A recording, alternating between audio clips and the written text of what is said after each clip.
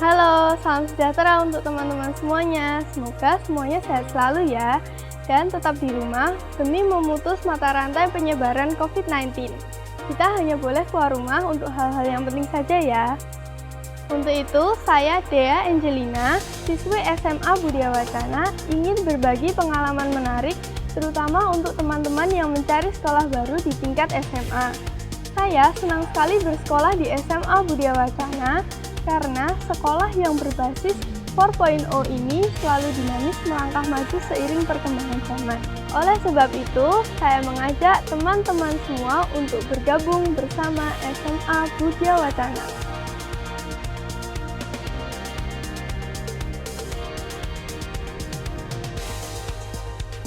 Nah, sekarang saya akan menjelaskan dua cara pendaftaran siswa baru, yaitu secara online dan offline. Pendaftaran secara online, kita bisa langsung membuka web ppdb.budiawacana.sch.id, lalu pilih jenjang SMA, dan mengisi form pendaftaran yang sudah ada. Sedangkan cara lain yaitu menggunakan Instagram @sma_budiawacana. Carilah postingan pendaftaran siswa SMA Budia Wacana. Lalu, scan barcode. Kemudian pilih SMA dan mengisi form pendaftaran yang sudah ada. Adapun cara yang kedua yaitu secara offline. Cara ini dapat dilakukan dengan datang ke sekolah dan tentunya sesuai dengan protokol kesehatan ya. Pertama, ketika datang ke sekolah, akan diukur suhu tubuhnya ya.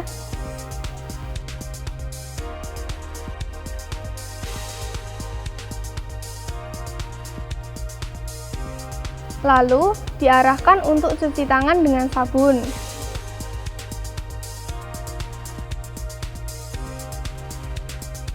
Selanjutnya, Satpam akan mengantar sampai bertemu dengan petugas pendaftaran.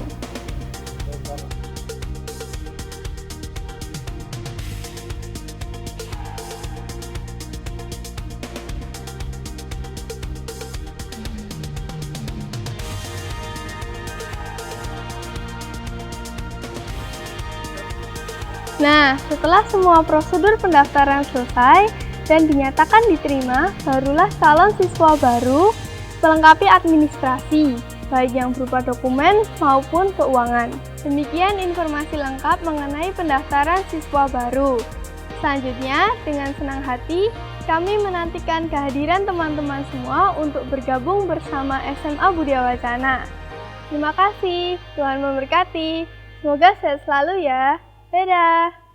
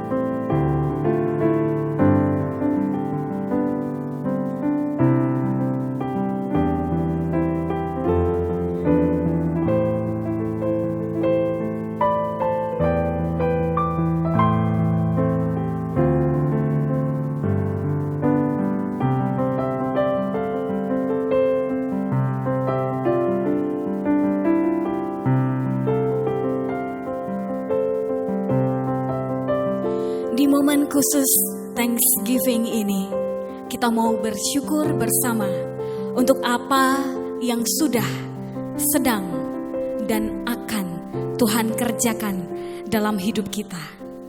Pujian pertama berjudul Cukup Bagiku, karya Dan Scote. Diinspirasi oleh doa penyerahan oleh Ignatius dari Loyola. Ignatius dikenal dengan kesetiaannya kepada Tuhan yang diwujudkan dalam komitmen melayani secara total. Sebelum mengikut Tuhan, ia hidup sebagai seorang tentara yang mencari ketenaran, angkuh karena kekuatan dan jabatannya, hingga tiba waktunya ia mengalami kecelakaan dan harus menjalani operasi besar. Disinilah titik balik Ignatius. Beralih dari pengandalan kekuatan diri sendiri kepada penyerahan sepenuhnya kepada Allah. Ia hidup bergaul dengan Tuhan melalui pembacaan kitab dan perenungannya. Kini kita mengenangnya yang menginspirasi dalam disiplin rohaninya. Cukup Bagiku diterjemahkan oleh Pendeta Yoas Adi Prasetya dari judul asli These Alone Are Enough.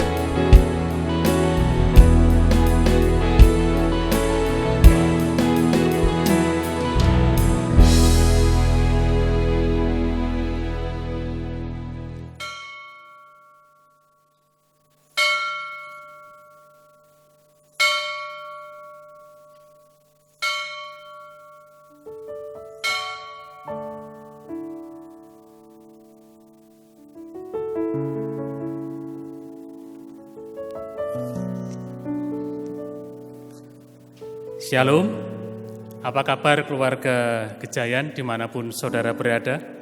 Tetap teguh dalam pengharapan di dalam Tuhan.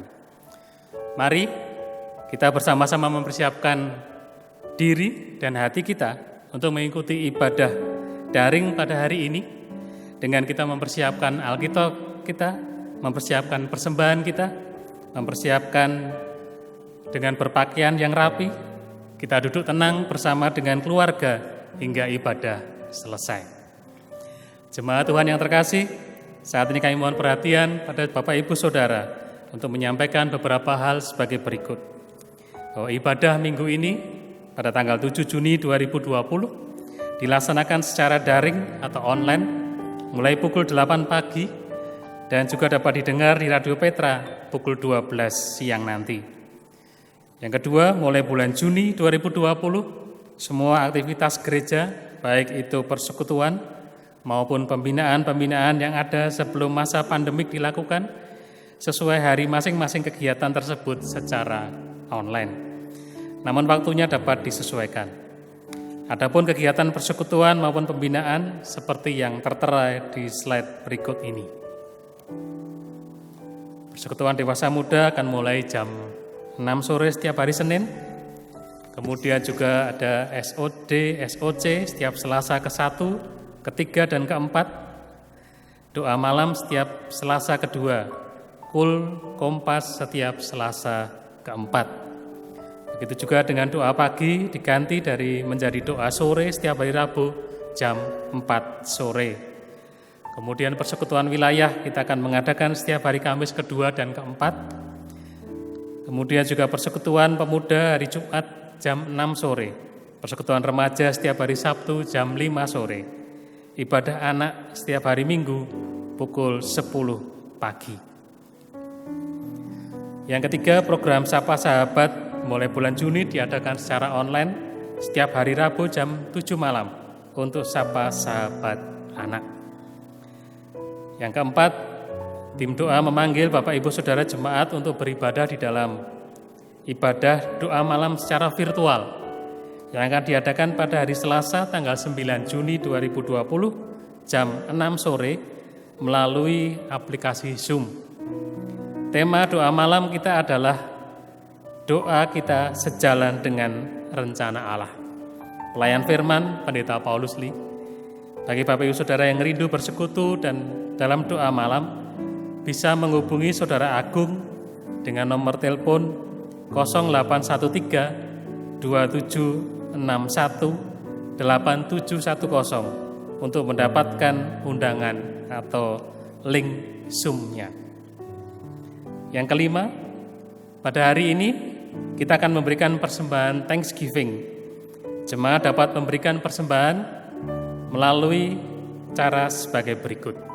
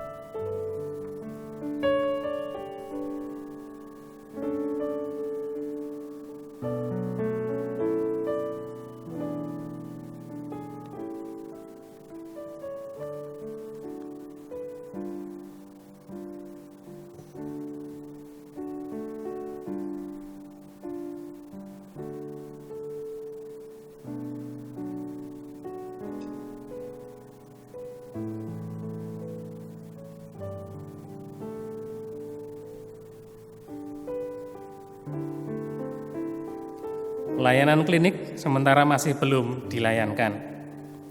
Yang ketujuh, GKI Gejayan membuka program Gejayan Tetulung, merupakan satu program yang diangkat dari realitas keprihatinan akibat pandemi COVID-19 dan dikemas di dalam bentuk pasar online yang bertujuan untuk saling menolong dalam hal perekonomian jemaat.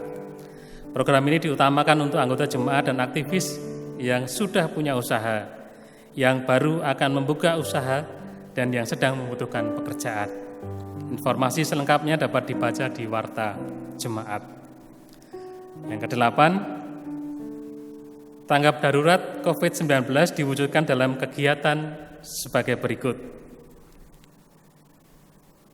Apabila Bapak Ibu Saudara membutuhkan informasi, bisa menghubungi Saudara Isaul dengan nomor telepon 0857 0435 6779.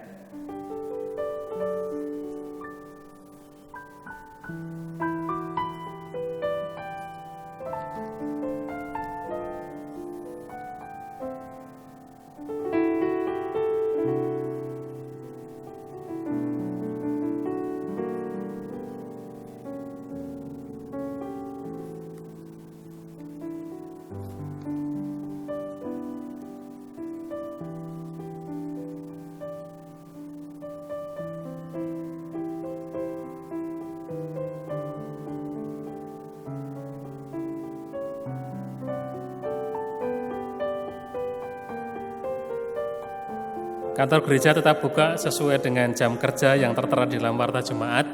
Begitu juga Garden of Prayer tetap dibuka untuk jemaat bisa berdoa di sana sesuai dengan jam kerja kantor gereja. Yang ke-10, Majelis Jemaat menyerukan gerakan doa dan puasa untuk kondisi saat ini.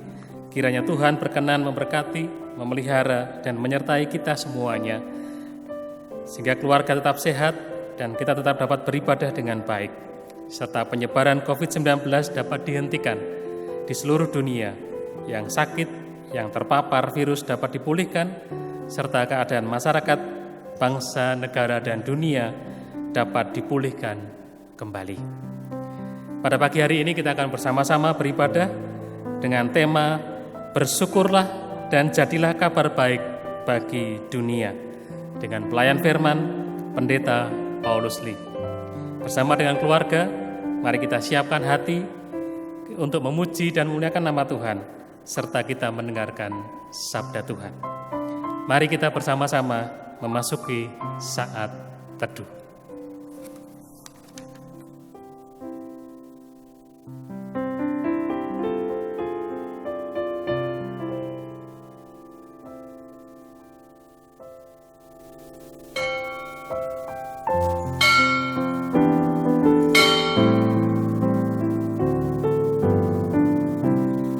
Subronto Kusumo Atmojo adalah pribadi yang berdedikasi dengan talenta musiknya, sekalipun perjalanan hidupnya tidak mudah. Ya, ia pernah menjadi tahanan politik dan diasingkan. Ia menderita tumor paru-paru, tetapi ia tetap memimpin pelayanan paduan suara beberapa hari sebelum kematiannya.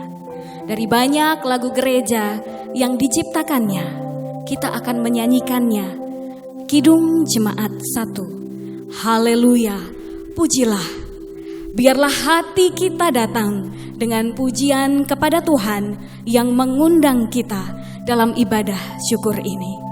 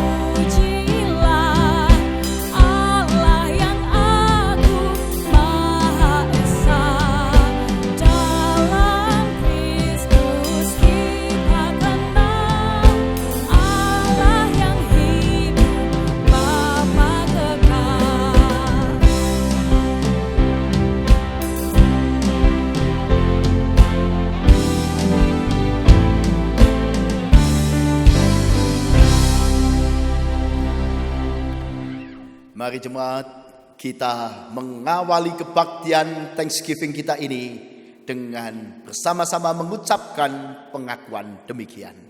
Pertolongan kita adalah di dalam nama Tuhan yang menjadikan langit dan bumi, yang kasih setianya tetap untuk selama-lamanya, yang memelihara umat manusia di tengah segala pergumulan dan goncangan kehidupan.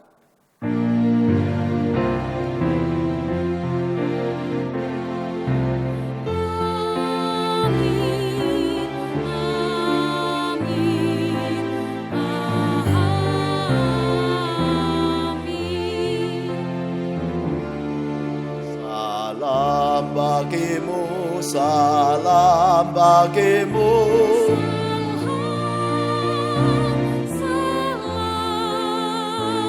Damai Kristus besertamu.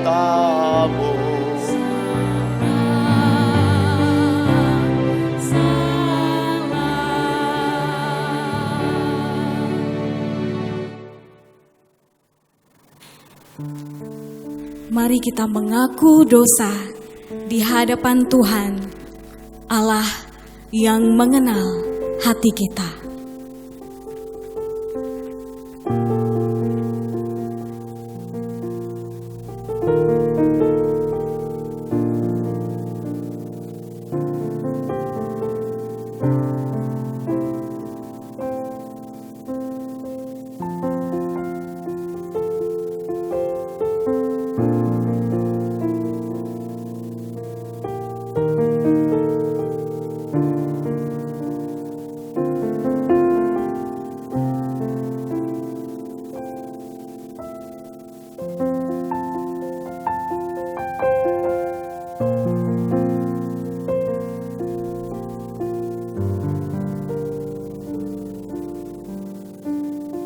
Kami mengaku di hadapan Tuhan pelanggaran-pelanggaran kami, dan Tuhan mengampuni kesalahan kami.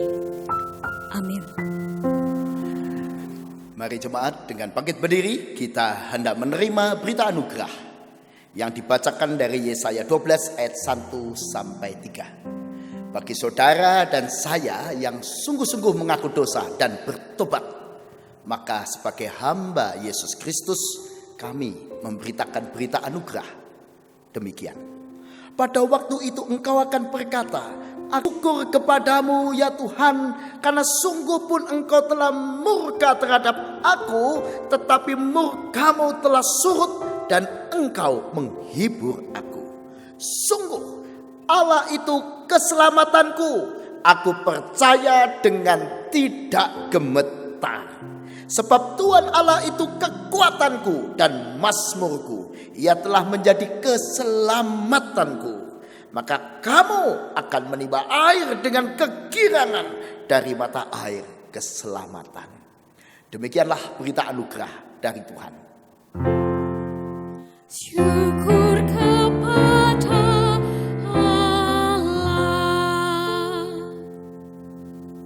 Tuhanlah kekuatan dan mazmurku. Ya, berulang kali kita terjatuh, tapi tidak pernah dibiarkan.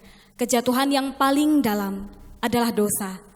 Dan untuk itu pun kita tidak dibiarkan, kita diangkat dan kita diselamatkan.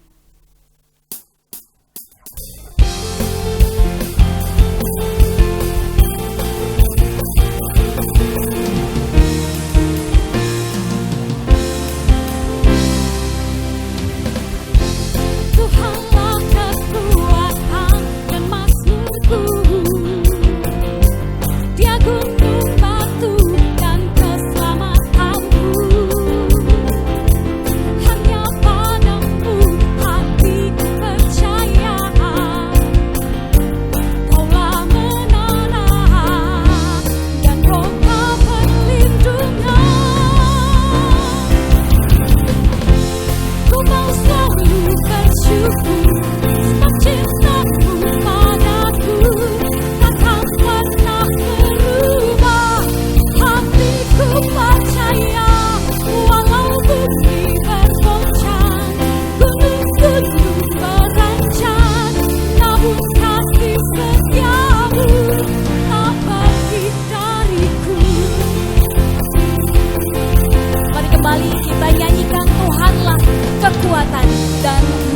hidupku. Tuhanlah kekuatan dan mazmurku, Dia gunung batu dan keselamatanku. Hanya padamu hatiku percaya, Kaulah menara dan kota perlindungan. Ku mau selalu bersyukur sebab cintamu padaku takkan pernah berubah. Hatiku percaya walau bumi bergoncang, gunung-gunung merancang, namun kasih setiamu tak pergi dariku. Ku mau selalu bersyukur sebab cintamu padaku takkan pernah berubah. Hatiku percaya walau bumi bergoncang, gunung-gunung merancang, namun kasih setiamu tak pergi dariku. Kasih setiamu tak pergi dariku.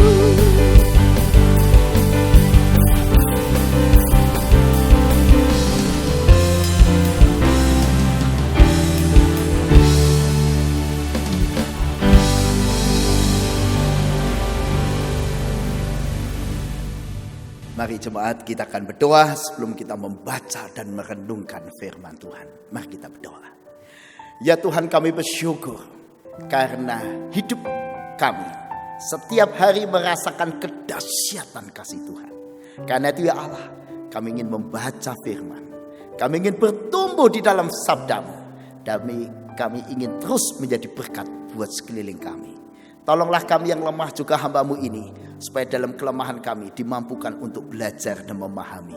Terima kasih Tuhan, di dalam nama Yesus kami berdoa dan berserah. Amin.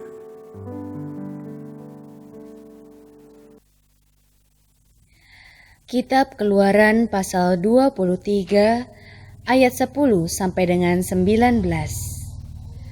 Kitab Keluaran pasal 23 ayat 10 sampai dengan 19. 6 tahunlah lamanya engkau menabur di tanahmu dan mengumpulkan hasilnya. Tetapi pada tahun ke-7 haruslah engkau membiarkannya dan meninggalkannya begitu saja, supaya orang miskin di antara bangsamu dapat makan, dan apa yang ditinggalkan mereka haruslah dibiarkan dimakan binatang hutan.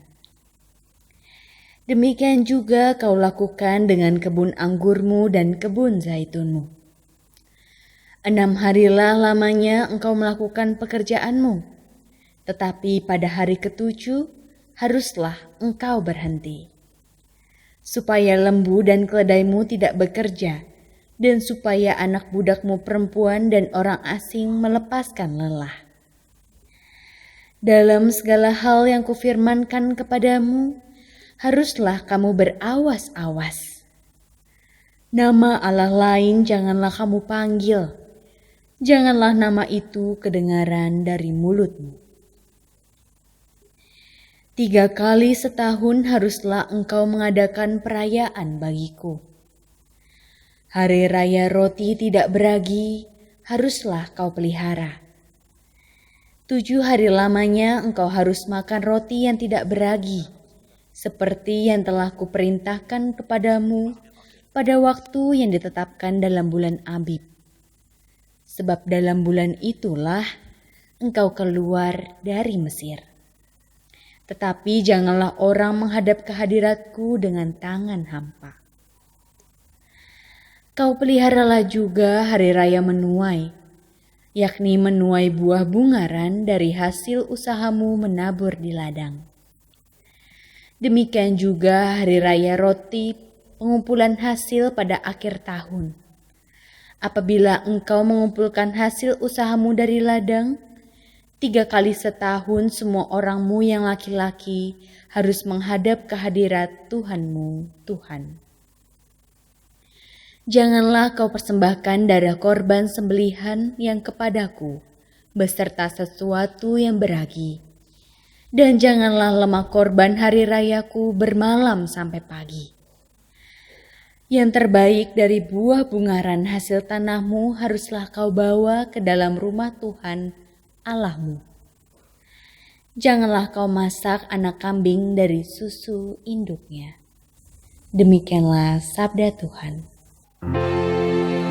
Syukur kepada Allah. Mazmur 95.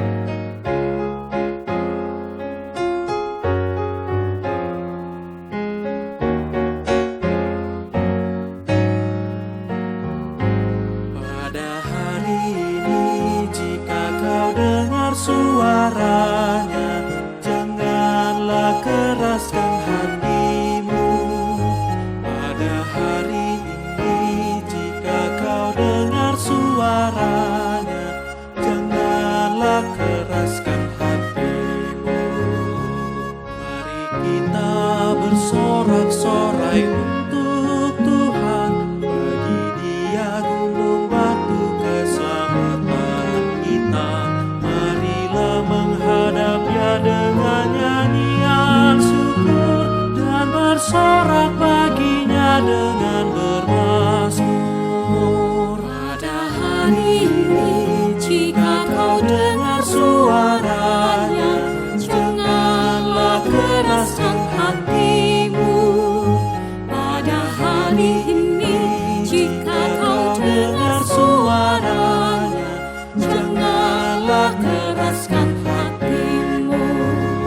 Sebab Tuhan adalah Allah yang besar, Raja Akbar yang mengatasi segala alam.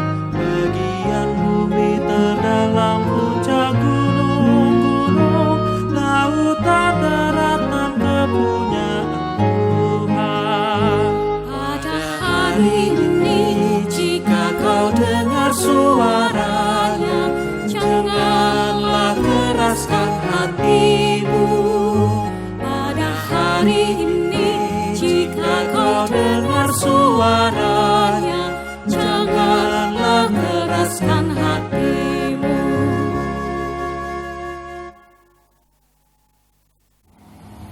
Injil menurut kesaksian Lukas, pasal 4, ayat 18 sampai dengan 27. Injil menurut kesaksian Lukas, pasal 4, ayat 18 sampai dengan 27. Roh Tuhan ada padaku, oleh sebab Ia telah mengurapi aku untuk menyampaikan kabar baik kepada orang-orang miskin. Dan Ia telah mengutus aku untuk memberitakan pembebasan kepada orang-orang tawanan dan penglihatan bagi orang-orang buta, untuk membebaskan orang-orang yang tertindas, untuk memberitakan tahun rahmat Tuhan telah datang. Kemudian Ia menutup kitab itu, memberikannya kembali kepada pejabat, lalu duduk. Dan mata semua orang dalam rumah ibadat itu tertuju kepada mereka. Lalu Ia mulai mengajar mereka, katanya, pada hari ini genaplah nas ini sewaktu kamu mendengarkannya. Dan semua orang itu membenarkan Dia, dan mereka heran akan kata-kata yang indah yang diucapkannya. Lalu kata mereka, bukankah Ia ini anak Yusuf? Maka berkatalah Ia kepada mereka, tentu kamu akan mengatakan pepatah ini kepadaku, hai tabib, sembuhkanlah dirimu sendiri. Perbuatlah di sini juga di tempat asalmu ini segala yang kami dengar yang telah terjadi di Kapernaum. Dan katanya lagi, aku berkata kepadamu, sesungguhnya tidak ada nabi yang dihargai tempat asalnya. Dan aku berkata kepadamu, Dan kataku ini benar. Pada zaman Elia terdapat banyak perempuan janda di Israel ketika langit tertutup selama 3 tahun dan 6 bulan. Dan ketika bahaya kelaparan yang hebat menimpa seluruh negeri. Tetapi Elia diutus bukan kepada salah seorang dari mereka, melainkan kepada seorang perempuan janda di Sarfat di tanah Sidon. Dan pada zaman Nabi Elisa, banyak orang kusta di Israel, dan tidak ada seorang pun dari mereka yang ditahirkan, selain daripada Naaman, orang Syria itu. Demikianlah Injil Yesus Kristus. Berbahagialah mereka yang menerima berita Injil, menyimpan dalam hati, dan menerapkannya dalam hidup setiap hari. Haleluya! Haleluya, haleluya, haleluya.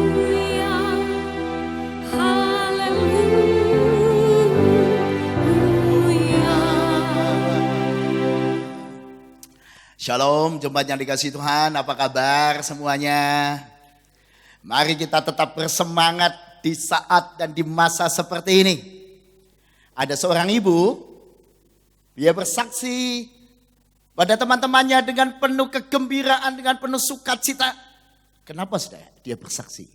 Karena pada waktu lampu padam di rumahnya, dia mencari lilin, seperti biasa dia taruh di sebuah rak dan laci. Dia udah hafal tempat itu, dia mencoba walaupun gelap mencari lilin. Dan ketika dia mencari lilin itu, dia yang juga menemukan sesuatu yang tidak dia duga, yaitu uang. Dia lihat 10.000 rupiah. Oh, dia menangis dah. Bersyukur luar biasa kepada Tuhan untuk 10.000 dapatkan dengan tidak sengaja itu. Kenapa? Karena malam itu dia sedang bergumul untuk makanan untuk anaknya. Mereka betul-betul malam itu tidak punya makanan untuk dimakan. Dan dia mensyukuri yang 10.000 itu tanda Allah hadir, tanda kebaikan Allah dalam hidupnya. Dia menceritakan kebaikan Allah itu pada teman-temannya. Dia bersaksi akan kasih Allah. Dia betul-betul mensyukuri yang 10.000 itu. Sudah dikasih Tuhan.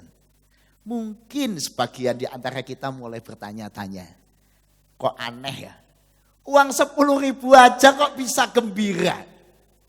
Cuma 10.000 kok bersyukur. Bukankah ibu itu setelah 10.000 itu besoknya masih miskin dan masih di dalam kesulitan. Masalahnya tidak lalu selesai dengan 10.000. Lain kalau malam itu dia dapat 10 juta. Tapi sudah dikasih Tuhan. Ini yang membedakan orang yang tahu bersyukur dengan tidak tahu bersyukur. Si ibu ini walaupun dia menemukan hanya 10.000. Dan persoalannya besok dan lusa mungkin tidak akan selesai dengan 10.000 itu. Tetapi dia melihat tanda kehadiran Allah dari yang 10.000 itu. Maka dia bersemangat. Kalau hari ini Allah hadir, esok, lusa, selanjutnya Allah pun akan hadir dalam hidupku. Saudara, untuk bisa bersyukur memang butuh sikap yang nyata dalam hidup ini. Dan dikasih Tuhan, salah satu sikap nyata yang kita baca tadi dari Keluaran 23 ayat 10-13 adalah kita diminta bisa mengendalikan waktu. Saya yakin saudara semua punya waktu. Waktu ini tinggal kita mau isi dengan apa. Tapi kita diajarkan dengan waktu, bukan sekadar mengisi waktu, tapi mengendalikan waktu, mengendalikan hidup, mengendalikan keinginan, mengendalikan nafsu, mengendalikan ambisi untuk bisa bersyukur. Mari kita lihat sebentar apa yang ditulis di dalam Keluaran 23 ayat 10-13. 6 tahun lamanya engkau menabur di tanahmu dan mengumpulkan hasilnya. Tetapi pada tahun ke-7 haruslah engkau membiarkannya dan meninggalkannya begitu saja. Wah, tinggalkan begitu saja, rugi dong. Tapi lihat, supaya orang miskin di antara bangsamu dapat makan dari yang kita tinggalkan itu. Dan apa yang ditinggalkan mereka haruslah dibiarkan dimakan binatang hutan. Demikian juga kau lakukan dengan kebun anggurmu dan kebun zaitunmu. Oh saudara dikasih Tuhan. Ini sebuah saran yang luar biasa untuk kita bisa bersyukur. Kita diminta mengendalikan diri. Mengendalikan nafsu, keinginan, ambisi. Pak, mau kaya boleh enggak orang Kristen? Boleh. Mau kaya, mau beli kebun anggur? Boleh. Mau memiliki kebun zaitun? Boleh. Mau memiliki ini dan itu? Boleh. Tapi ingat, jangan 100% waktu hanya untuk memikirkan diri sendiri. Mari ada waktunya juga, waktu-waktu kita stop memikirkan diri sendiri dan mulai memikirkan orang lain. Supaya hari kita penuh dengan syukur. Dan rasa syukur itu membawa kebahagiaan saudara. Yang pertama adalah stop pikirkan diri sendiri. Dan mulai memikirkan orang lain. Biarkan orang miskin bisa makan dari apa yang kita tinggalkan. Yang tercecer. Yang dengan sengaja kita sisihkan. 6 tahun bekerja. Tahun yang ke-7. Tahun sabat bagi dunia. Bahkan untuk alam, supaya alam ini juga rehat. Supaya hutan itu kembali memiliki ekosistem yang sehat. Supaya binatang hutan punya makanan dan minuman yang sehat. Karena terjadi pemulihan kembali. Dan dikasih Tuhan, kalau kita berinvestasi dengan kebun anggur dan kebun zaitun, boleh. Tapi ingat, jangan 100% hanya mikirin diri sendiri. Rasa syukur kita tidak pernah nikmat kalau hanya untuk diri sendiri. Malah di ayat yang ke-12 kita diajak untuk beristirahat. 6 hari lamanya engkau melakukan pekerjaanmu, tetapi pada hari ke-7 haruslah engkau berhenti supaya lembu dan keledaimu tidak bekerja. Dan supaya anak budakmu perempuan dan orang asing melepaskan lelah. Kita perlu istirahat. Gak cuma kita, lembu kita perlu istirahat. Binatang-binatang yang selama ini mensupport kehidupan kita perlu istirahat. Bahkan orang-orang yang bekerja pada kita. Orang asing yang menjadi buruh, karyawan, menjadi pekerja di kebun zaitun, di kebun anggur. Bisa istirahat. Dan istirahat itu akan memulihkan bukan cuma tenaga, kesegaran, tapi kesempatan juga pada hari yang ke-7 memulihkan hubungan dengan Tuhan. Dan yang menarik ayat yang ke-13 saudara. Saya bilang ini ayat misteri. Ya, kenapa ayat misteri? Karena ayat 13 ini ditaruh setelah ayat 10, 11, dan 12. Setelah bicara tentang pengendalian diri dan waktu. Dan mengingat orang lain dan soal istirahat. Supaya alam istirahat. Supaya hidup kita juga istirahat. Mau bersyukur, ingat istirahat. Tapi lalu ada ayat 13. Wah, ini saya bilang ayat misteri. Bukan karena angkanya 13, saudara. Maka misteri. Tetapi karena dikatakan demikian. Dalam segala hal yang kufirmankan kepadamu, haruslah kamu berawas-awas. Nama Allah lain janganlah kamu panggil. Janganlah nama itu kedengaran dari mulutmu. Saudara. Nanti kita akan bahas lebih lanjut ayat misteri ini. Ayat yang menjadi fondasi kehidupan kita. Sebelum sampai ke sana, saudara, mari kita simpulkan pembicaraan kita. Mau bersyukur, mau hidup kita penuh dengan rasa syukur. Bagaimana rasa syukur itu tumbuh? Kalau kita sadar, kita bisa menjadi bahagia. Menjadi berkat bagi dunia, bagi alam, bagi binatang, bagi hutan, bagi sekeliling kita. Karena itu mari kita atur waktu kita, irama hidup kita. Boleh ngotot kerja, tapi tahu istirahat. Boleh memikirkan diri, tetapi ingat pikirkan orang lain juga. Boleh berinvestasi, tapi ingat orang lain juga. Oh saudara, saya terkesan sekali ketemu dengan seorang pengusaha. Dia sharing begini. Kontak-kontak by telepon, dia cerita apa yang dia sedang kerjakan. Dia bilang begini, Pak, saya hari-hari ini, bulan-bulan ini dan mungkin bulan-bulan ke depan, saya bahagia. Kenapa saya bahagia? Karena setelah sekian puluh tahun saya bekerja, inilah saatnya saya bekerja bagi karyawan saya. Dulu sekian puluh tahun mereka bekerja bagi saya. Tetapi hari-hari ini saya bekerja bagi mereka. Karena saya tidak dapat keuntungan dengan situasi pandemi seperti ini. Bahkan saya harus mengeluarkan tabungan, deposito, segala sesuatu. Saya harus berjuang untuk bisa survive. Tapi saya senang, Pak.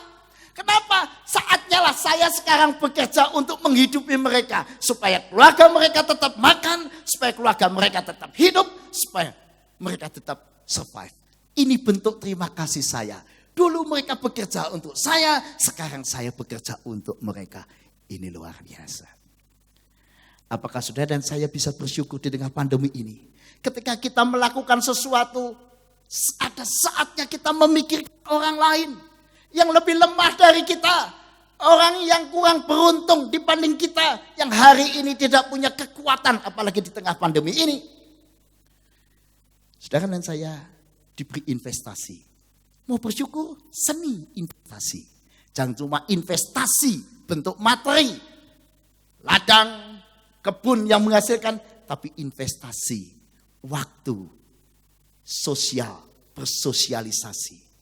Oh, dan dikasih Tuhan, saya senang sekali mendengar beberapa pengusaha rajin turun ke jalan membagikan nasi bungkus. Wow, inilah saatnya menikmati waktu istirahat, waktu peduli pada yang lemah, pada dunia sekeliling kita. Jadi, bagaimana supaya bersyukur itu meluap-luap di hati kita? Mulai dengan belajar menjadi berkat bagi sesama. Saudara, kenapa ini penting? Karena pada umumnya orang tidak bisa bersyukur, saudara. Kalau kita melihat cerita Lukas 4 ayat 18-27 tadi, ketika Yesus berkhotbah dan khotbahnya begitu indah karena dia membaca dari Yesaya. Dia membaca indah sekali. Orang-orang kagum. Tapi sayang, saudara, kekaguman mereka itu seperti penonton yang negatif atau penonton yang kurang baik. Saya membedakan ada dua model penonton. Penonton yang baik dan penonton yang kurang baik. Penonton yang kurang baik itu seperti penonton yang sepak bola. Kalau pemainnya itu membawa bola baik, dia akan memberi support. Begitu pemain itu gagal menendang bola, sorakan berubah jadi Wah, kasihan sekali. Orang sekaliber Lionel Messi yang begitu hebat di Barcelona itu. Wah, bola. Wah, begitu gol. Wah, dia dilulukan seperti pahlawan. Begitu gagal menendang gol, dia dihujat, dia dikata-katain seperti seorang pecundang. Ini mental penonton yang kurang baik. Apa? Reaktif. Mudah berganti perasaan. Sebentar lagi nangis, sebentar lagi marah. Gitu. Seperti yang melihat Yesus membaca Yesaya. Mendengarkan khotbah Yesus, awalnya kagum. Wah, bagus ya, Roh Allah padaku, Roh Allah mengurapi aku. Oh, untuk memberitakan kabar keselamatan, tahun rahmat Allah sudah datang. Wah, indah banget khotbahnya Yesus. Kagum, tapi cuma seumur jagung, segera menjadi kecewa. Loh, ini kan anaknya Yusuf. Ini kan orang biasa. Mulai kecewa. Di ayat 28 mulai marah. Karena Yesus berkata bahwa kasih Allah bukan cuma buat orang Israel. Naaman orang Syria itu menderita kusta, dan justru Naaman yang kusta itu yang disembuhkan oleh Tuhan, bukan orang kusta-kusta lain yang ada di Israel. Elia di tengah keadaan krisis, kelaparan, kekeringan 3,5 tahun di Israel, siapa yang dikasih makan oleh Allah melalui burung gagak dan melalui itu? Elia. Dan satu mujizat dilakukan dilakukan Tuhan yang diberitakan oleh Elia kepada seorang janda Sarfat, janda orang Sidon. Bayangin, saudara. Tuhan ternyata mengasihi bangsa-bangsa lain, melakukan karya yang nyata pada bangsa lain. Segera marah para penonton. Saya bilang penonton karena mereka melihat Yesus bukan untuk mengamini firman. Seperti saat ini, saya tahu sebagian mendengarkan khotbah dengan sungguh-sungguh dan mengamini firman. Saya anggap itu jemaat yang sungguh mendengar firman. Tapi juga ada jemaat seperti penonton tadi. Penonton yang kurang baik. Yang cuma sekedar nonton kebaktian online. Tidak ada amin di dalam dirinya. Tidak mengamini, tidak menghayati, tidak menyatakan ya Tuhan akan kudengar, akan kulakukan. Nah ini seperti waktu Yesus membaca Yesaya. Para penontonnya marah. Lalu Yesusnya diseret, dibawa ke puncak tebing gunung, mau dilemparkan. Dengan kata lain mau dibunuh. Untung Tuhan Yesus lewat. Dan dikasih Tuhan, kita seringkali punya mental seperti penonton yang kurang baik. Cepat melupakan apa yang baik. Karya Allah yang baik, kasih Allah, kebaikan Allah, cepat kita lupa. Kebaikan pasangan kita, kebaikan orang lain, suka lupa. Kita cepat ikut-ikutan menghujat orang, suka ikut-ikutan gaya hidup orang. Hidup kita seringkali tidak mendalam. Tidak mengerti firman. Karena itu selalu orang demikian selalu merasa tidak pernah cukup, kurang. Sudah punya kebun anggur, punya kebun zaitun, kurang. Sudah 6 tahun menggarap, kurang. Tahun ke-7 kerja lagi, nggak peduli orang lain. Selalu tidak pernah rasa cukup. Kalau bekerja tanpa rasa cukup, kita lalu lupa istirahat. Dan mulai timbul masalah kesehatan, masalah dengan keluarga, hubungan dengan orang lain ketika kita hanya memerhat sendiri. Saudara mau menikmati hidup penuh syukur, harus ada rasa cukup. Jangan cuma gembira sesaat. Jadi pertanyaan saya, apakah hari ini saudara bisa bersyukur? Apakah hari ini saudara bisa menikmati kegembiraan setiap waktu? Entah sedang dilimpahi berkah atau ketika sedang hidup sederhana seperti hari-hari ini. Saudara, mari kita belajar yang kedua. Bagaimana kita menikmati berkat Tuhan? Saya ajak saudara untuk melihat meja ini. Saya membawa meja. Menikmati berkat Tuhan itu seperti menikmati meja makan ini, saudara. Meja makan ini, saudara bisa melihatnya. Saya membawa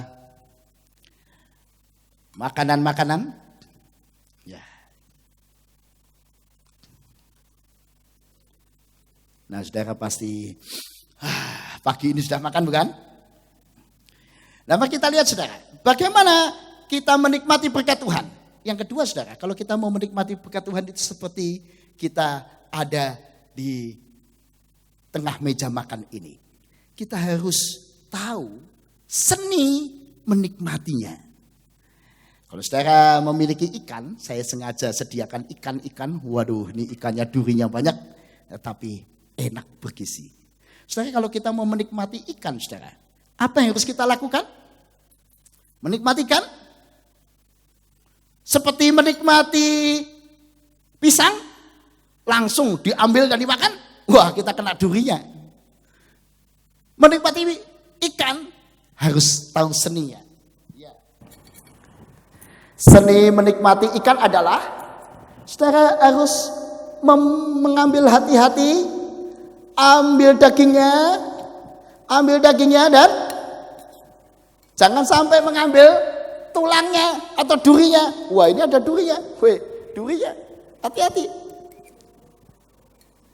Nah saudara, seni makan ikan adalah ketika ikan itu kita ambil dagingnya, jangan cepet-cepet dimakan. Wah kalau orang langsung makan, plak, plak, plak, plak. Wah kita nggak menikmati enaknya. Kita harus coba dikit-dikit dagingnya. Kita harus hayati betul. Kita amati. Sedap ya.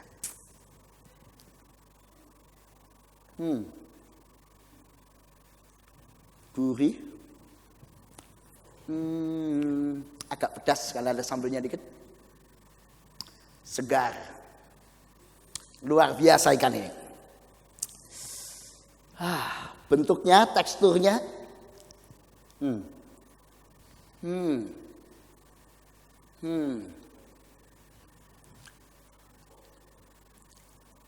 Manis, ada asinnya dikit. Yang jelas ikan ini luar biasa, saudara. Bergizi. Saudara, bagaimana kita bersyukur dan menikmati hidup? Seperti menikmati ikan ini. Yang pertama, saudara, ambil hati-hati. Ambil dagingnya. Dan tulangnya bagaimana? Kalau kita menemukan tulang, apa yang harus kita lakukan, saudara? Segera biarkan masuk ke dalam sampah kita. Biar tulangnya masuk ke sampah. Jangan sampai tulangnya kita makan. Wah, punya masalah kita. Jadi seni bersyukur dan menikmati hidup adalah seperti kita makan ikan ini. Ambil dagingnya dan buang tulangnya. Dan dikasih Tuhan. Saudara, saya punya banyak berkat seperti di meja ini ada banyak makanan. Demikian juga Tuhan memberi kita pekerjaan.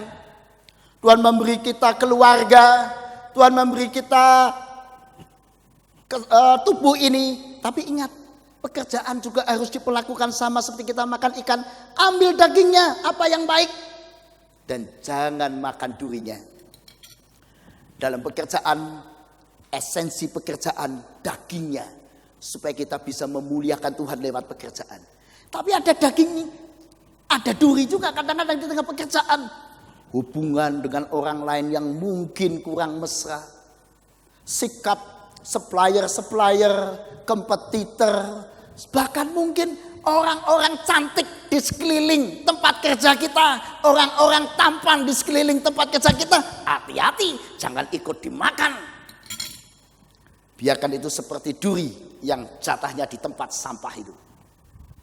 Yang masuk ke mulut kita, yang manis, yang sehat, yang bergizi. Pak, taunya bagaimana Pak? Kalau dalam kehidupan membedakan mana yang bergizi, mana duri yang harus dibuang. Ya, pakai sendok dan garpu ini untuk memisahkan daging dengan tulang. Pakai sendok dan garpu. Apa sendok garpu kehidupan ini? Firman Tuhan. Firman Tuhan yang akan membuat kita menjadi paham mana yang perlu dimakan, mana yang harusnya dibuang. Karena itu jangan lupakan firman Tuhan. Karena itu firman Tuhan saya taruh di sini. Dialah akan menyediakan bagi kita alat-alat untuk membedakan mana yang baik, mana yang berguna, mana yang bijaksana, dan mana yang mestinya masuk dalam sampah. Pertanyaan saya, sudahkah Anda hidup bijaksana sesuai firman? Sehingga Anda tahu ini dagingnya. Saudara, banyak berkat. Misalnya rekreasi. Waduh. Saya udah berapa kali bertemu orang rekreasi harusnya gembira kan? Tapi hasilnya apa? Ribut, bertengkar. Kenapa? Karena rekreasi selain menyenangkan juga ada durinya. Capek. Mungkin tidak cocok dengan tempat yang diharapkan. Mengeluarkan biaya banyak. Ada banyak masalah ketika rekreasi. Orang yang tidak tahu bersyukur. Sekalipun dia berekreasi, dia kalau tidak tahu bersyukur, rekreasi ya tidak nikmat. Seperti makan ikan kena durinya. Waduh, gak enak. Kalau rekreasi tidak ada hati yang penuh syukur, ya rekreasi jadi gak nikmat. Selama rekreasi bertengkar dengan keluarganya, dengan orang lain, dengan pemandu rekreasi, dengan banyak masalah terjadi. Karena kita tidak tahu membedakan daging dan duri. Mari saudara, dalam segala hal kita belajar membedakan daging dan duri. Termasuk dalam hubungan kita dengan pasangan kita. Dengan suami atau istri kita. Oh, sudah dikasih Tuhan. Namanya manusia. Suami dan istri kita itu punya banyak kelebihan. Tapi juga pasti manusia punya banyak kelemahan. Kelemahan-kelemahan pasangan kita, saya bayangkan seperti duri di dalam ikan ini. Durinya diapakan? Kelemahan pasangan kita. Kesalahannya, kegagalannya, buang dalam sampah. Segala kelebihannya diapakan? Kita nikmati.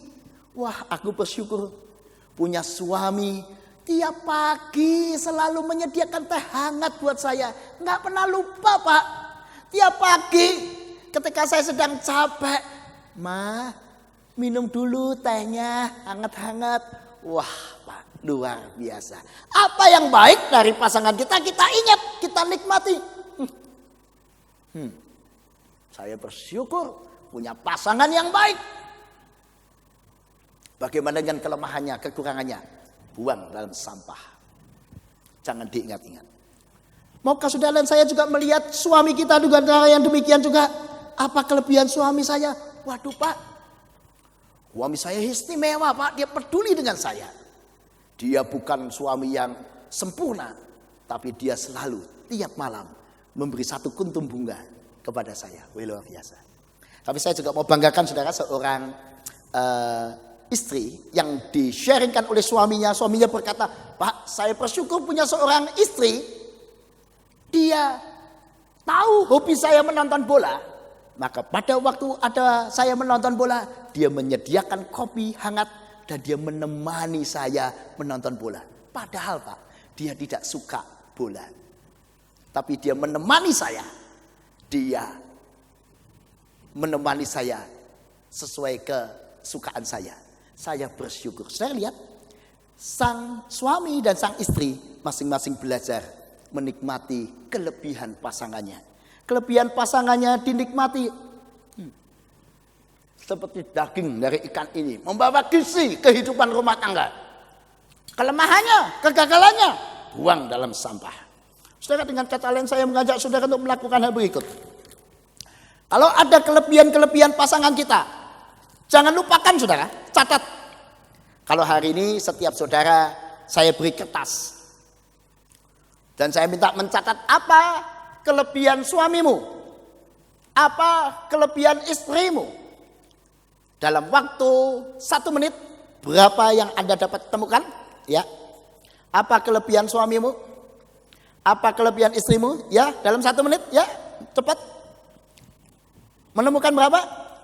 1, 2, 3, oh dia suka ini Pak, menolong saya, dia suka ini, suka itu, oh dia biasanya begini, dia biasanya begitu, dia biasanya begini. Apalagi? Kalau Anda menemukan kelebihan pasangan Anda, ingat, catat dalam hatimu. Seperti catatan yang ditempel di sebuah tugu. Biarkan catatan ini selalu tergores dan tidak pernah Anda lupakan. Selalu ada. Tapi segala kelemahannya jangan dicatat, buang ke dalam sampah. Udah, nggak usah diingat-ingat kelemahannya, kekurangannya. Udahlah, ya dia memang manusia yang seperti manusia pada umumnya banyak kelemahannya. Kenapa ini penting saudara?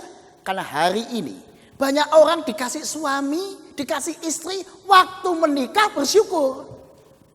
Tapi beberapa hari atau beberapa bulan setelah menikah seperti mental penonton tadi. Wah, mulai melihat kelemahannya, lupa kebaikannya, mulai moody, reaktif, mulai emosional. Maka tidak heran, hari ini data menunjukkan banyak keluarga Kristen yang bermasalah. Banyak hubungan suami istri yang bermasalah. Kenapa bermasalah? Karena mereka melihat selalu negatifnya. Ibarat makan ikan yang dilihat durinya. Pak, ikannya banyak durinya. Saya nggak suka. Durinya banyak Pak. Tapi sudah dikasih Tuhan, semua manusia punya kelemahan. Tapi pasti ada kelebihannya. Ambil kelebihannya. Nikmati kelebihannya.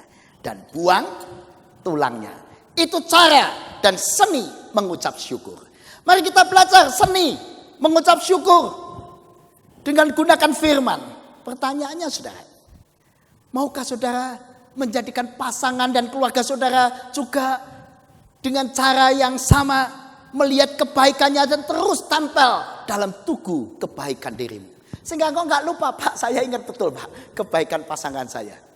Kalau kelemahannya, oh saya lupa, sudah saya lupakan, saya buang dalam sampah. Kalau itu saudara lakukan, hidup saudara akan penuh dengan berkat. Dan dikasih Tuhan. Yang berikutnya adalah, mau kita menikmati rasa syukur yang bertumbuh, kerjakan dengan konsisten apa yang baik yang saudara lakukan, yang bisa lakukan.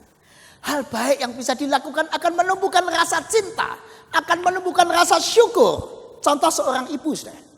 Seorang ibu yang setiap hari menyediakan makanan untuk anaknya. Tiap pagi dia selalu menyediakan makanan untuk anaknya. Apa yang terjadi saudara? Kalau seorang ibu tiap hari menyediakan makanan ibu untuk anaknya, apa yang konsisten Anda lakukan, itu akan menjadi rasa sukacita dalam hidup saudara. Saudara akan tanpa sadar tumbuh rasa cinta. Karena itu semua ibu mencintai anaknya. Karena ibu itu melayani anaknya dengan konsisten. Bandingkan dengan ibu-ibu, maaf ini, ada juga di dunia ibu-ibu yang gak peduli anaknya. Yang gak konsisten merawat anaknya, yang gak peduli keadaan anaknya. Ibu ini juga kurang rasa syukurnya terhadap anaknya. Kalau Anda hari ini rajin, misalnya ada juga orang yang tidak dikaruniai anak oleh Tuhan, tapi dia dengan gembira merawat seekor kucing atau seekor anjing dalam hidupnya. Dia pagi dia rawat. Hasilnya apa? Kecintaannya pada kucing dan anjing akan bertumbuh. Hasilnya apa? Dia rasa bersyukur punya anjing dan kucing itu. Rasa syukurnya berbeda dengan rasa syukur saya kalau saya lihat anjing dan kucing. Ya. Kalau saya lihat kucing saya jengkel ya, karena genting rumah saya sudah berkali-kali bocor gara-gara kucing. Tapi orang yang suka kucing tadi, yang tiap hari memberi makan kucing tadi, dia mencintai si kucing karena dia tiap kali melakukan kebaikan pada si kucing. Jadi apa itu bersyukur? Bagaimana hidup bahagia? Lakukan yang baik yang Anda dapat lakukan. Ada segala hal. Misalnya pada binatang, ketika engkau mencintai binatang, merawatnya, kau akan rasa syukur melihat dia. Lihat dia tumbuh. Ketika engkau merawat alam dan lingkungan, kebersihannya, engkau rawat, engkau akan mencintai alam. Engkau akan penuh syukur melihat alam. Ketika engkau melayani, banyak piring-piring kosong di sana. Piring-piring kosong ini, jangan biarkan kosong. Kalau engkau masih ada makanan tiap hari, sediakan makanan bagi sesama. Kalau engkau tiap hari melakukan hal semacam ini buat sesama saudara, dan membagikannya pada orang lain. Oh, apa yang terjadi saudara? Engkau akan penuh cinta dengan orang-orang itu. Ini ajaib. Cara yang Tuhan berikan pada kita. Kita akan makin menikmati dan bahagia semakin kita banyak memberi. Kita akan semakin merasa nikmat dan bahagia. Jadi bagaimana bersyukur? Konsisten. Lakukan apa yang dapat Anda lakukan bagi orang lain. Tapi jangan lupa selalu menutup makan kita dengan minum air.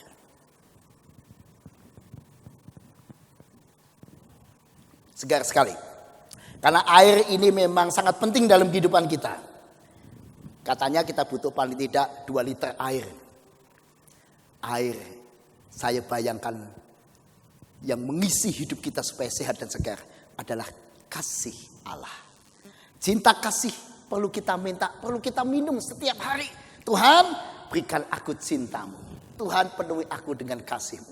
Tiap kali kita memenuhi hati kita dengan kasih, hidup saudara akan penuh dengan kesegaran. Tidak sulit bukan bersyukur? Nah, yang keempat, kalau kita mau bersyukur, mari kita harus menghidupkan hubungan kita dengan Tuhan. Sebab kalau tidak, hubungan kita dengan Tuhan tidak hidup, wah, kita susah saudara. Saudara yang dikasih Tuhan, harus sadar betapa dahsyatnya Allah dalam hidup kita. Allah hadir membawa kedahsyatan, membawa kekuatan, karena dia ada sumber energi. Karena dia ada sumber hidup, sumber kasih, dan sumber pengharapan. Nah, sudah dikasih Tuhan. Apakah saudara dan saya sudah memiliki hubungan yang manis dengan Allah? Sudah menghidupkan hubungan kita dengan Tuhan. Kita bayangkan sebentar apa yang terjadi kalau ruangan ini tidak ada hubungan dengan listrik. Apa yang terjadi? Ya ini, gelap. Kalau gelap gulita apa yang terjadi saudara? Anda makan, waduh bisa kena durinya. Nggak jadi dapat dagingnya. Sulit memisahkan duri dengan daging kalau gelap seperti ini. Kalau gelap Anda nggak bisa bekerja, nggak bisa membaca, nggak bisa berbuat apa-apa. Nah bagaimana supaya kita bisa menikmati hidup bersyukur? Tidak ada cara lain. Hubungan kita dengan Tuhan harus on. Mohon dinyalakan kembali. Nah kalau on, nah terang ya. Wah tahu ini, wah ini dagingnya, ini bukan durinya. Saya nggak salah makan. Kenapa? Karena terang. Saudara, seperti box power di dalam listrik ini, di dalam gambar saudara ini menghubungkan antara daya PLN yang dahsyat, wah, berapa ratus ribu watt itu, dan kita perlu mengambil bagian sedikit dari sana. Misalnya ada yang rumah mengambil 900 watt, 2000 watt, ada yang 3000 watt dan seterusnya. Tetapi apa jadinya kalau ini cuma tersambung tapi masih off? Nah, kalau masih off ya daya listriknya PLN nggak masuk ke rumah kita, cuma nyambung tapi off. Ini persis seperti hubungan orang Kristen dengan Tuhan. Kebaktian, berdoa tapi masih off. Kenapa masih off? Karena dia tidak terbuka untuk Tuhan memenuhi hidupnya dengan firman, dengan kehadirannya. Hubungannya nggak on, masih off. Buktinya ada orang Kristen, kebaktian, berdoa, ngaku dirinya Kristen, KTP-nya Kristen. Kalau sama istri, wah kalau ngomong seperti ngomong dengan penjahat. Kasar, ngata-ngatain istrinya, ngomong dengan, waduh ada yang semacam itu. Saya mendengar kesaksian, loh kok ada ya? Orang percaya mengaku dirinya pengikut Kristus yang penuh belas kasih dan cinta kasih. Mengaku dirinya orang yang mengikuti ajaran cinta kasih. Tapi sehari-hari mulutnya, sifatnya, sikapnya jahat. Nah, kok bisa? Ya itu seperti rumah yang punya PLN tapi enggak di-on-kan, masih off. Hasilnya apa? Ya hasilnya rumahnya tetap gelap gulita. Wong enggak diceklek. On. Pertanyaan saya, sudahkah on hubungan saudara dengan Tuhan hari ini? Saudara, apa yang jadinya kalau hubungan kita dengan Tuhan sudah menjadi on? Lukas 4 ayat 18-19 mengatakan, Roh Allah ada padaku, sebab ia telah mengurapi aku untuk menyampaikan kabar baik kepada orang-orang miskin. Dan ia telah mengutus aku. Saudara lihat, begitu Roh Allah ada padaku, ia mengurapi aku, apa? Segera punya misi, menyampaikan kabar baik pada orang miskin, memberitakan pembebasan kepada orang-orang tawanan, memberikan penglihatan kepada orang buta, membebaskan orang-orang yang tertindas, dan memberitakan tahun rahmat Tuhan telah datang. Artinya saudara, kehadiran Roh Allah itu membawa dampak yang dahsyat dalam hidup seseorang. Seperti listrik yang ketika kita on-kan, masuk ke rumah kita segera menjadi terang. Aktivitas di rumah berjalan. Kita bisa bekerja dari rumah, kita bisa belajar di rumah. Dan itu tidak mungkin terjadi kalau listriknya off. Dan dikasih Tuhan. Jadi, ketika hubungan kita dengan Tuhan nyambung dengan manis, ada energi dahsyat dalam hati kita. Karena dia adalah sumber hidup, sumber kasih, sumber pengharapan, daya kehidupan, kekuatan ada padanya. Sehingga kita lalu diberi satu, hubungan dengan Tuhan begitu on. Dikasih misi, ayo lihat itu. Yang jadi tawanan, yang sedang susah, yang terjerat dengan kesukaran hidup, yang sedang hidup dalam penderitaan. Beritakan tahun rahmat Allah. Nyatakan kasih dan rahmat Allah. Segera kita punya tujuan hidup. Jadi ketika saudara dan saya tidak memiliki misi hidup, tujuan hidup, tidak berkobar-kobar dalam diri kita, sesuatu yang menyala dalam diri kita. Hati-hati. Mungkin Anda ya sudah percaya tapi belum on. Anda belum membiarkan Tuhan mengubah cara berpikir kita, mengubah hati kita. Sehingga orang demikian walaupun punya segala sesuatu gak bisa gembira. Murung, gak bisa bersyukur, gak bisa berbagi. Tetap garang suami atau istri yang gak peduli bahkan dengan pasangannya sendiri. Gak peduli dengan orang lain. Kenapa? Karena kehadiran Allah belum disambungkan dayanya dalam hidup. Nah, tapi ketika Anda dan saya memberikan kesempatan Tuhan, aku buka hatiku, penuhi. Oh, berkobar-kobar kehadiran Allah mengubah hidup seperti kehadiran Roh Kudus. Roh Kudus yang hadir membuat para murid berkobar-kobar, bersemangat melayani, bersemangat bersaksi, bersemangat membagi kasih, semangat dalam segala hal. Bahkan mereka rela menjadi martir untuk menyatakan kasih Allah. Dan dikasih Tuhan itu luar biasa. Seperti seorang bapak. Dia ketika anaknya dinyatakan oleh dokter menderita sebuah penyakit yang serius. Membutuhkan biaya yang mahal untuk operasi. Si bapak yang hidupnya sederhana dan gaji sederhana. Apa yang dia lakukan? Dia bekerja keras, dia berjuang, dia terus berkobar-kobar hatinya oleh cinta. Kok bisa? Karena cinta dari Tuhan. Libatkan Tuhan, mencintai anaknya juga. Membuat dorongan dalam hati bergelora. Jadi pertanyaan saya, apakah yang hari ini sedang menggelora dalam hati saudara? Apa yang menggelora dalam hati saudara, itu yang akan mewarnai hidupmu dan siapa engkau. Dan pertama-tama saudara, izinkan Tuhan menggelora dalam dirimu. Karena itu Keluaran 23 ayat 13 tadi yang saya katakan ayat misteri tadi penting dalam segala hal yang kita lakukan. Hubungan dengan Tuhan adalah kunci untuk bersyukur. Pertanyaannya, sudahkah kehadiran Allah itu seperti api menyala-nyala berkobar-kobar dalam hidupmu?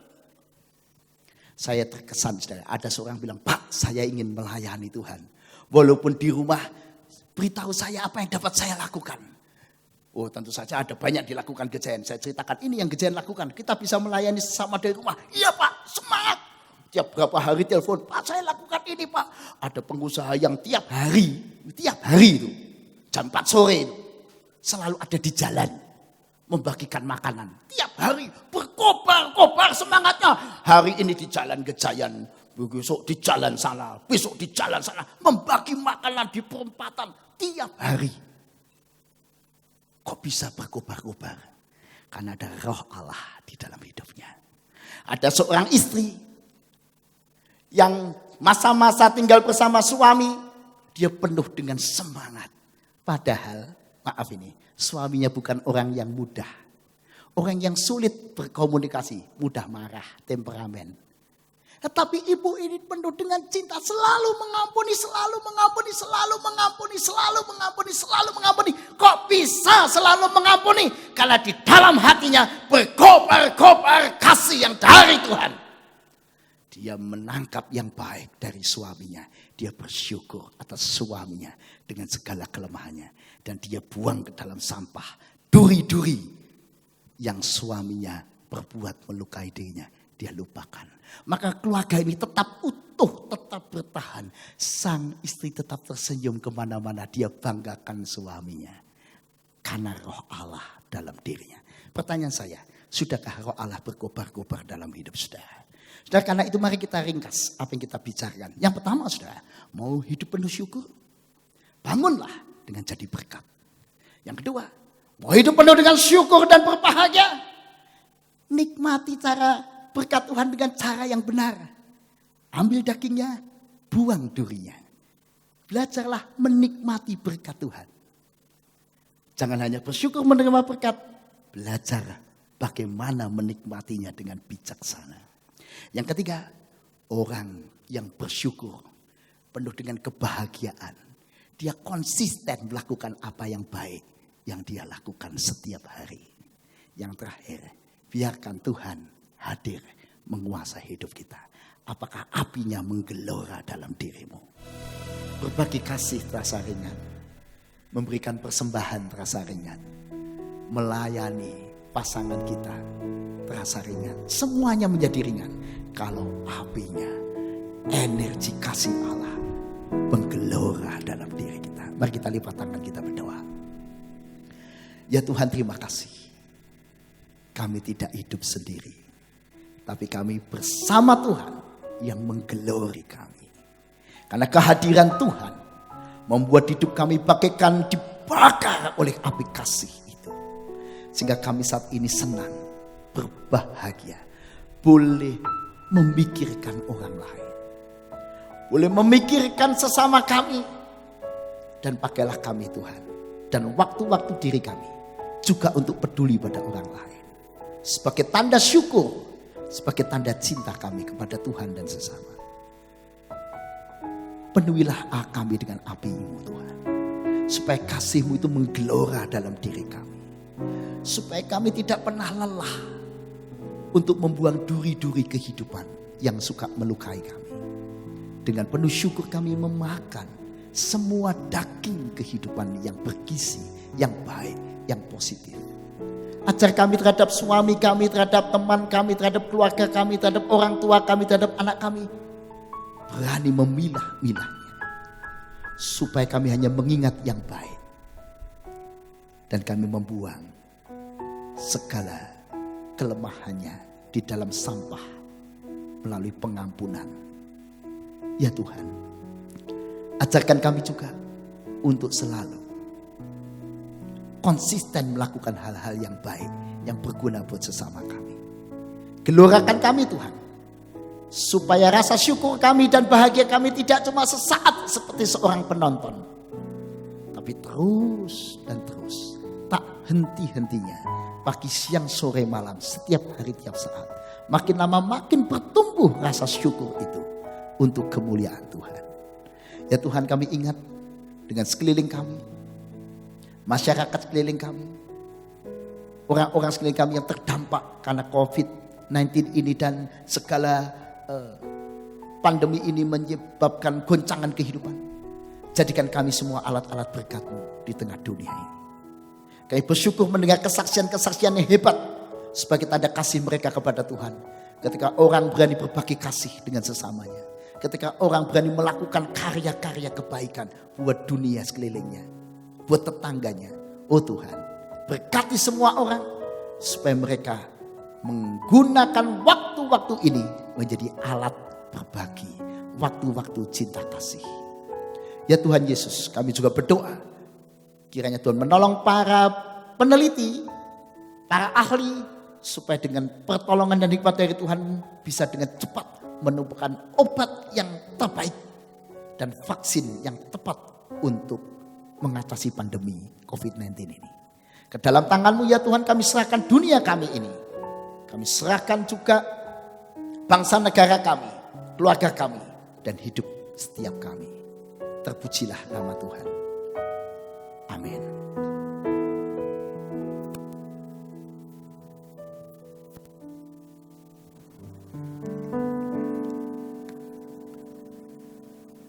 Mari jemaat Tuhan, kita bersama-sama memperbarui iman percaya kita demikian. Aku percaya kepada Allah, Bapa yang Maha Kuasa, Khalik langit dan bumi, dan kepada Yesus Kristus, Anaknya yang tunggal Tuhan kita, yang dikandung dari Roh Kudus, lahir dari anak darah Maria, yang menderita sengsara di bawah pemerintahan Pontius Pilatus, disalibkan, mati dan kuburkan, turun ke dalam kerajaan maut.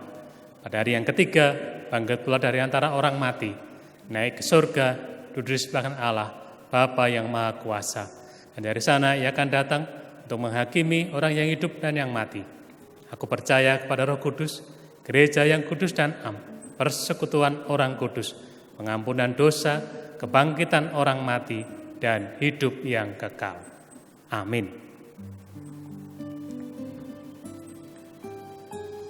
Jemaat Tuhan, kita diberi kesempatan pada saat ini untuk bersama-sama terlibat di dalam pekerjaan Tuhan.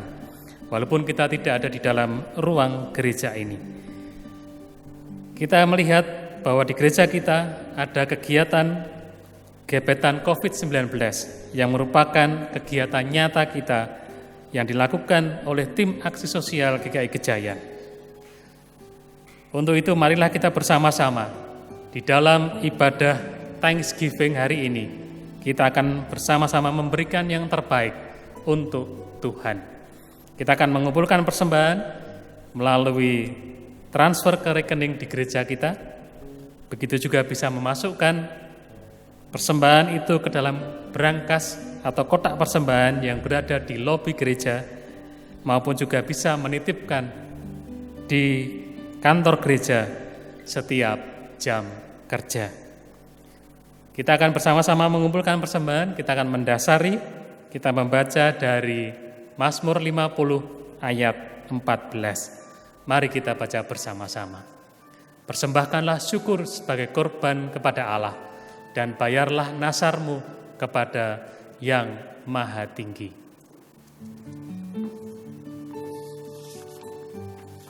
Mari kita mempersembahkan.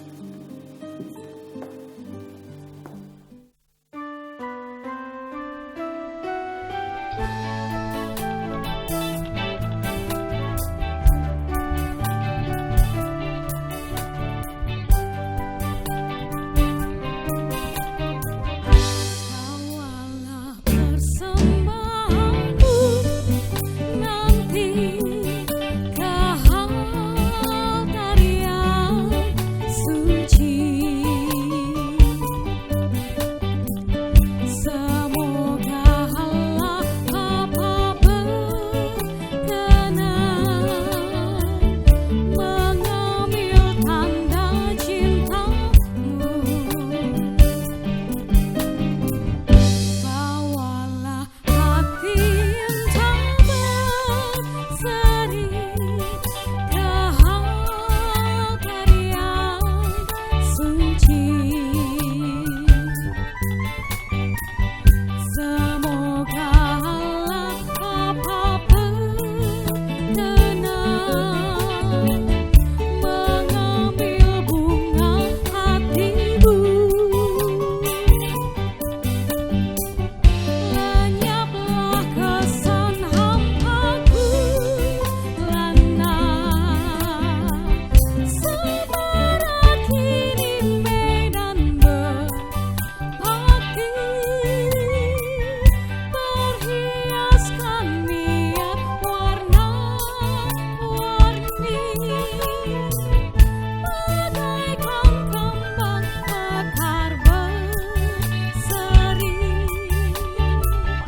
Bawalah senandung pasrah diri ke altar yang suci. Semoga Allah Bapa berkenan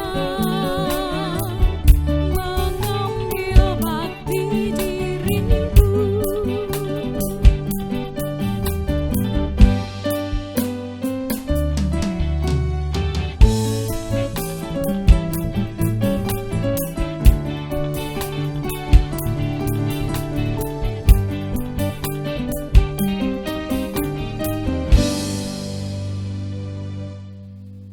Mari kita bersama-sama membawa persembahan di dalam doa. Terima kasih Tuhan, kami masih diberi kesempatan untuk memberikan persembahan pada hari ini. Kiranya Tuhan, Engkau mengajari kami untuk terus kami boleh mensyukuri akan semua berkat yang boleh Tuhan berikan kepada kami. Walaupun di masa sulit ini, tapi kami percaya tangan-Mu tidak pernah meninggalkan kami. Dan kiranya Tuhan, Engkau memberkati juga persembahan syukur tahunan kami Tuhan. Engkau memakai majelis jemaat di dalam mengelola persembahan ini untuk boleh dipakai di dalam kegiatan pelayanan di gereja kami. Ampuni dosa kesalahan kami di dalam kami mempersembahkan pada saat ini. Dalam Tuhan Yesus Kristus kami sudah berdoa dan mengucap syukur. Amin. Saudara, kabar apa yang sering kita beritakan? Semoga kabar baik yang sering kita bagikan, sehingga dunia yang penuh dengan penderitaan dan pencobaan ini boleh tersenyum karena mendengar tanda-tanda kerajaan Allah melalui kita. Kabar baik, pembebasan, pengampunan, dan keselamatan sudah dianugerahkan.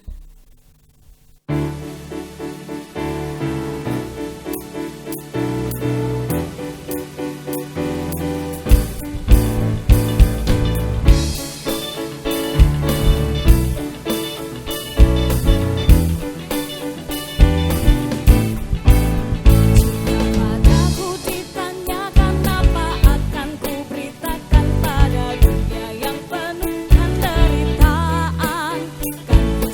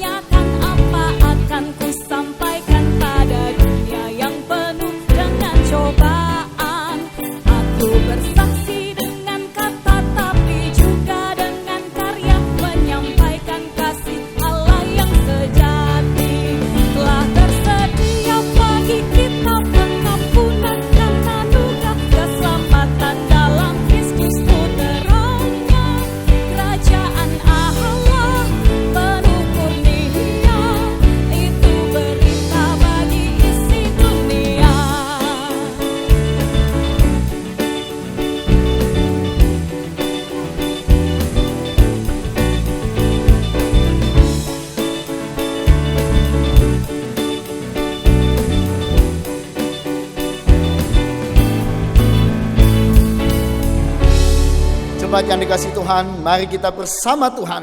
Mari kita bersatu untuk bersama menanggung pergumulan dunia.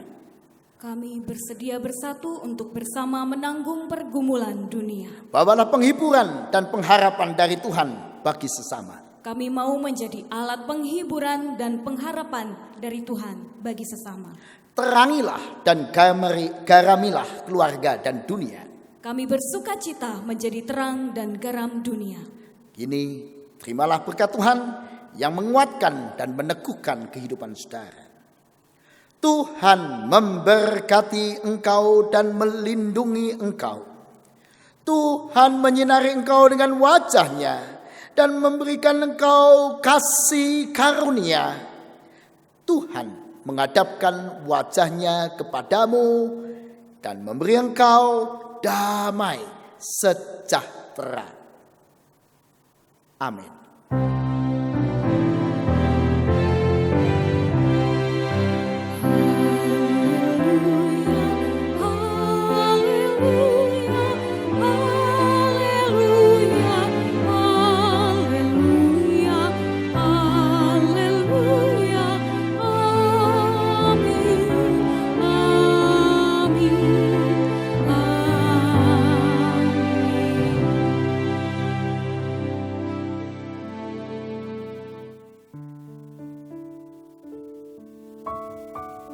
Selamat hari Minggu, selamat melanjutkan ibadah dalam hidup setiap hari. Tuhan Yesus memberkati.